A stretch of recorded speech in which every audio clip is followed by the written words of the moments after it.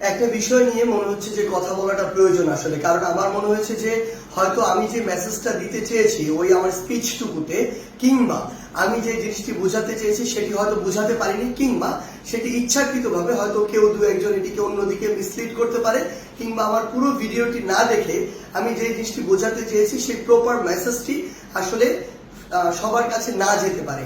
সেই জায়গা থেকে আমার মনে হয় বিষয়টি ক্লিয়ার করা প্রয়োজন। সেটি হচ্ছে, আমি আমার ঠাকুরগাঁ জেলার একটি মত বিনিময় সভায় আমার হিন্দু ধর্মাবলম্বী ভাই বোনদেরকে নিয়ে একটি বক্তব্য দিয়েছিলাম, যেই বক্তব্যটিকে অনেকে অনেকভাবে আসলে প্রচার করার চেষ্টা করছেন। প্রথমে আমি একটি জিনিস স্পষ্ট করি, সেটি হচ্ছে এই বক্তব্যটি শুধুমাত্র ঠাকুরগাঁ জেলার জন্য প্রযোজ্য ছিল, কারণ আমরা তো অনেক জেলায় গিয়েছি, বাকি জেলায় তো এই কথাগুলো বলিনি। তার মানে ঠাকুরগাঁ জেলায় এই বক্তব্যটির একটি বিশেষত্ব রয়েছে, এবং এটি সত্য। আপনি যখন ঠাকুরগাঁ জেলার ওই আমাদের আসনগুলোর দিকে দেখবেন সেখানে যে ভোটের সংখ্যা, সেখানে আমাদের হিন্দু এবং মুসলিম যে ধর্মাবলম্বী ভাইরা রয়েছে তাদের মধ্যে ভোটের রেশিওটা হচ্ছে অনেকটা 45-55, বা কিছু কিছু জায়গায় 50। ইভেন আমার যে ইউনিয়ন সেখানেও এটি প্রায় 45-55 এই ভোটের সংখ্যাটি হিন্দু ধর্মাবলম্বী এবং মুসলিম ধর্মাবলম্বী ভাইদের মধ্যে। এখন আমি যে কথাটি সেখানে বলেছিলাম সেটি হচ্ছে, আমার সবচেয়ে খারাপ লেগেছে আমি যখন দেখেছি আমি আমার এলাকার যে ভাই বোনদের সাথে, যে বন্ধুদের সাথে, যে ছোট ভাইদের সাথে, হিন্দু ধর্মাবলম্বীদের সাথে একসাথে বড় হয়েছি, একই স্কুলে পড়েছি, একই জায়গায় পড়াশোনা করেছি, প্রাইমারি স্কুল লেভেলে, হাই স্কুল লেভেলে, তারা যখন আওয়ামী লীগ সরকার চেঞ্জ হওয়ার সাথে সাথে একটি ভয় নিয়ে, একটি আশঙ্কা নিয়ে তারা যখন ঘর বাড়ি ছেড়ে ওই ভারতের সীমান্তের দিকে রওনা হয়, যখন তাদের ঘর বাড়িতে হামলা করে, এটাও সত্য, ওই হামলা কিন্তু ধর্ম দেখে হয়নি, ওই হামলা হয়েছিল পলিটিক্যাল যে বিষয়গুলো সেই বিষয়গুলোকে প্রাধান্য দিয়ে। কিন্তু আমার সবচেয়ে কষ্টের জায়গা, তারা যখন আসলে সীমান্তর দিকে রওনা দেয় নিজের সেফটির কথা চিন্তা করে। এর চেয়ে কষ্টের আর কি হতে পারে? কেন তাদেরকে ধর্ম দিয়ে জাজ করা হবে? এই আন্দোলন তো নির্দিষ্ট কোনো ধর্মাবলম্বীদের আন্দোলন ছিল না। এই আন্দোলন বাংলাদেশের সকল ধর্মের, মতের, বর্ণের, সকল বয়সের, ইভেন ফ্যাসিস্ট আওয়ামী লীগ বাদ দিয়ে সকল রাজনৈতিক দলের অংশগ্রহণের একটি আন্দোলন ছিল। সেখানে তারা তো বাংলাদেশের নাগরিক, বাংলাদেশের নাগরিক হিসেবে কেন তাদের মধ্যে এই ভয়টি থাকবে? কেন তারা এই বর্ডারের দিকে যাবে? সেই জায়গা থেকে আমি বলেছিলাম যে এই দায়টি আসলে একদিক দিয়ে আপনাদের উপরে যায়। আমার যুক্তিটি বুঝতে হবে কেন আমি বলেছিলাম যে এটি আপনাদের দিকে যায়।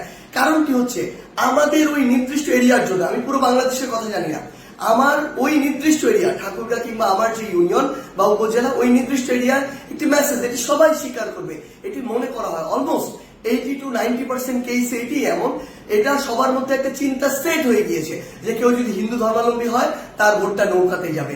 আমি আমার জায়গা থেকে যেটি বোঝাতে চেয়েছিলাম আমার ওই কথার মাধ্যমে, সেটি হচ্ছে এই যে একটি চিন্তা সেট হয়ে গিয়েছে, কিংবা এটি যে একটি বহিঃপ্রকাশ ঘটে, এটা আমার হিন্দু ধর্মাবলম্বী ভাইদেরকে বরং তার যতটুকু অধিকার, যতটুকু তার বুঝে পাওয়া উচিত ছিল ততটুকু পাওয়া থেকে বঞ্চিত করে। কারণ আওয়ামী লীগ অন্তত ওই অঞ্চলটুকুর জন্য মনে করে এই ভোট ব্যাংকটি আমার ফিক্সড।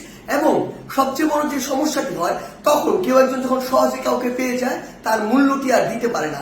সেম জায়গায় আপনারাই, আমাদের যারা হিন্দু ধর্মাবলম্বী ভাই বোনরা রয়েছে, আপনারা চিন্তা করুন তো, এই বাংলাদেশে বিগত 16 বছর কত বড় বড় ঘটনা হয়েছে, বিভিন্ন উপাসনালয় থেকে শুরু করে হিন্দু ধর্মাবলম্বী ভাই বোনদের উপরে, কোনটির বিচারের সর্বশেষ এবং যৌক্তিক একটি বিচার এই বাংলাদেশে আওয়ামী লীগের আপনারা দেখতে পেয়েছেন? আওয়ামী লীগের আমলে আপনারা দেখতে পান নাই। বড় বড় যদি হাতে গোনা 5টা ঘটনা আপনি একত্রিত করেন, কোনটার আপনারা এই পর্যন্ত যৌক্তিক বিচারটি পান নাই।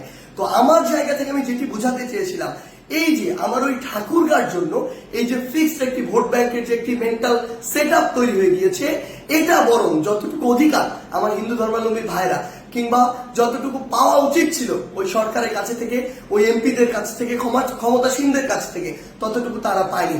আবার বিপরীত দিকে আরেকটি ঘটনা হয়েছে সেখানে, সেটি হচ্ছে বিএনপিরা মনেই করে যে আমার যারা হিন্দু ধর্মাবলম্বী রয়েছে সেখানে, তারা সম্ভবত অধিকাংশ ক্ষেত্রেই তাদের ভোটগুলোতে নৌকাতে যায়। সেই ক্ষেত্রে তারা যদি কখনো ক্ষমতায় আসে বা থেকে থাকে, তাদের কাছেও যতটুকু গুরুত্ব পাওয়ার কথা বা যতটুকু প্রায়োরিটি পাওয়ার কথা ততটুকু পায় না। তো দিন শেষে কি দাঁড়ায়? দিন শেষে তারা আসলে বোথ সাইড থেকে, আমার জায়গা থেকে মনে হয়েছে ওই নির্দিষ্ট এরিয়াটিতে বঞ্চিত হয়েছে। এই জায়গায় আমি বলতে চেয়েছিলাম, আপনার কোথাও ফিক্সড হওয়ার প্রয়োজন নেই।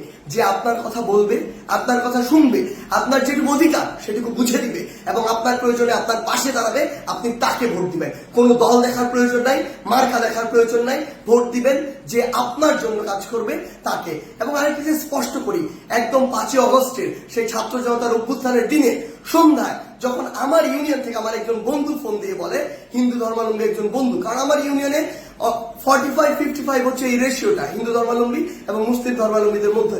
তো আমার বন্ধু যখন একজন ফোন দিয়ে বলে যে তারা আশঙ্কা করছে যে তাদের কোনো একটা ব্যবসায়িক প্রতিষ্ঠানে কিংবা বাসায় আটক হতে পারে, অ্যাটাক হতে পারে, সেই জায়গা থেকে সাথে সাথে 5ই অগস্টের প্রথম আমার হিন্দু ধর্মাবলম্বী ভাইদেরকে যেন প্রোটেক্ট করা হয় সেই বিষয়ের ভিডিও যার থেকে গিয়েছিল তার নাম সার্জিস। এবং এরপরও আমার বিভিন্ন জায়গায় হিন্দু ধর্মাবলম্বী ভাই বোনদের বন্ধুদের সাথে যখন আমরা মিটিং করেছিলাম কিংবা বিভিন্ন আমরা ঢাকেশ্বরী মন্দির থেকে শুরু করে বিভিন্ন জায়গায় আমাদের প্রতিনিধি দল গিয়েছিলাম, আমরা আমাদের জায়গা থেকে সর্বোচ্চ যে বিষয়টি নিশ্চিত করার চেষ্টা করেছিলাম সেটি হচ্ছে যে তাদের যতটুকু অধিকার পাওয়ার কথা এবং তাদের সাথে যেন কোনো অন্যায় না হয়, যতটুকু অধিকার পাওয়ার কথা ততটুকু যেন তারা পায়।